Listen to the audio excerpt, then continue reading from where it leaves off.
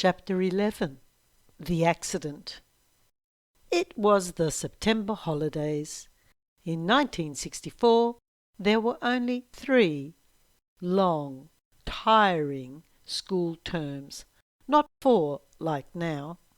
So the teachers and children really needed the holidays for a rest. Vula was nearly 8 years old. Her brother Peter was 6.5, and Jimmy was almost 4. When Argiro worked in the cafe, helping during the busy lunchtime hours, the 3 children went to Lucas Cafe too. There was a little private room between the kitchen and the customers' dining area. There, the children were allowed to play quiet games as they tried not to feel bored. They liked to read or to colour in the cartoons in the old black and white newspapers. Takeaway fish and chips were put in newspaper in those days, and there was always a lot of papers in the private room. The news agency next door to Lucas Cafe had lots of out-of-date newspapers they gave Andy. Also, every Thursday, new children's comic books arrived at the news agency. So for this reason, Jimmy, Peter and Vula looked forward to Thursdays. Vula always took her time looking at the new comic books, smelling the new pages and deciding which one to buy. They usually bought comic books about Jack and Jill, Superman, Tarzan, superheroes or Richie Rich. Today was just a normal day in the private room, and they soon got bored.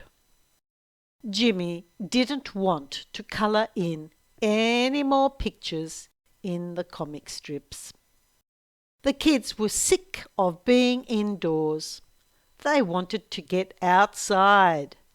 Maybe they could go to Coles to buy some Dairy Queen ice cream cones.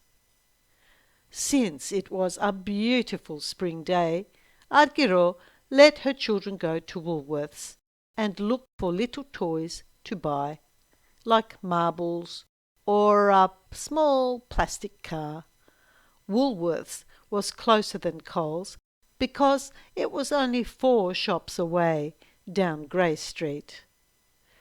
They would not be crossing any streets. If the children left from the back door of Lucas Cafe, Woolworths was on the corner, the first shop around from the back street of the cafe. Woolies was a variety store in those days, and it didn't sell much food. Customers looked at things on the counters. Lady shop attendants behind the counters helped customers, and customers paid them. The ladies put items in a paper bag because no plastic bags were used in those days. Argiro told her kids that because the cafe was very busy during that time of the day, they had to go out the back of the shop so they wouldn't get in the way of the customers. Andy had told Theo it was bad for business because it didn't look good if customers saw a bunch of messy children inside the shop. Therefore, the children didn't go through the crowded shop full of lunchtime customers. They left through the back door with orders to hold Jimmy's hands and to take good care of him. The children had a 3-pence coin with them in Pete's pocket. They went out the back door, past the old toilet, past the wood used for the fire oven, and into the quiet lane. It was used by all the shop owners to park their cars or to get delivery of things for their shops. At the end of the lane, they turned right into Thompson Street. They had only walked a few steps when they heard a cheeky, high voice calling, "Jimmy, come and play with me." It was Jimmy's kindergarten friend, Chris, a little Greek boy and a family friend. His family owned a cafe near where he was standing. He was laughing and waving his hand from across busy Thompson Street. Vula opened her mouth to tell Jimmy he could not go across the road, but she felt his hand suddenly pull out of hers. "Oh no! Why didn't I hold him more tightly?" she scolded herself. Then everything happened so fast that it felt very strange. The traffic stopped. Willa saw people running onto Thompson Street. Suddenly, she realized Jimmy had been hit by a car, actually a white utility. The driver got out and was bending over Jimmy's small body on the road. Willa turned away. Maybe if she didn't look, she could pretend it did not happen. It could not be real. Willa was sure she was asleep, and this was a bad, bad dream. Jimmy would be okay. He had to be okay. The shocked driver carried Jimmy to a lady who was kneeling on the footpath. Jimmy's head was bleeding on her clothes. Maybe Jimmy wasn't hurt very much. Willa didn't want to look at her poor little brother, so she turned her head and looked at the bad driver who had hurt her brother. He looked like a farmer. He was wearing a big hat and a jacket. At that moment, Willa thought of him as her enemy because he had run over Jimmy.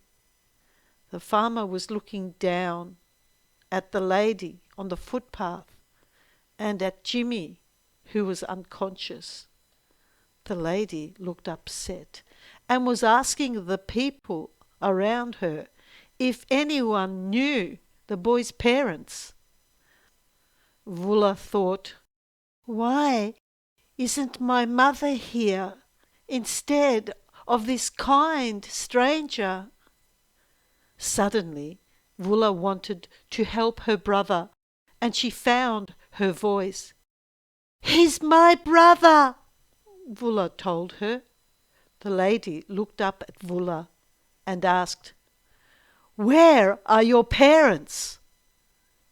Then Willa understood she had something important to do. She replied to the lady, "I'll get them." She turned to run past Peter, who was crying. She ran back into the lane, trying with all her strength to return quickly to the cafe, to her parents, to get help. However, something was very wrong.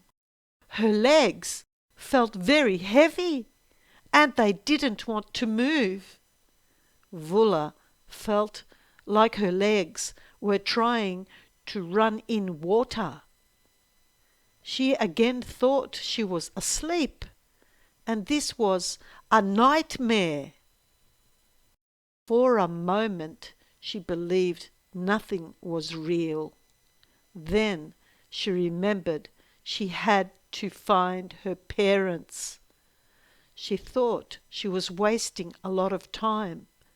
It might be faster if she tried walking, so she tried that. But it felt too slow. Willa was crying because she couldn't run fast.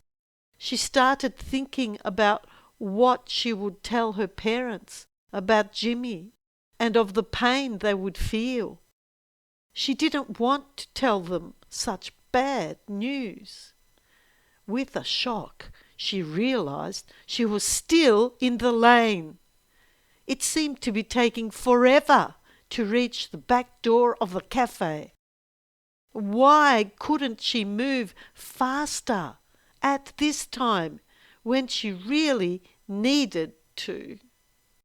It was so important to be quick, and she could not move fast enough.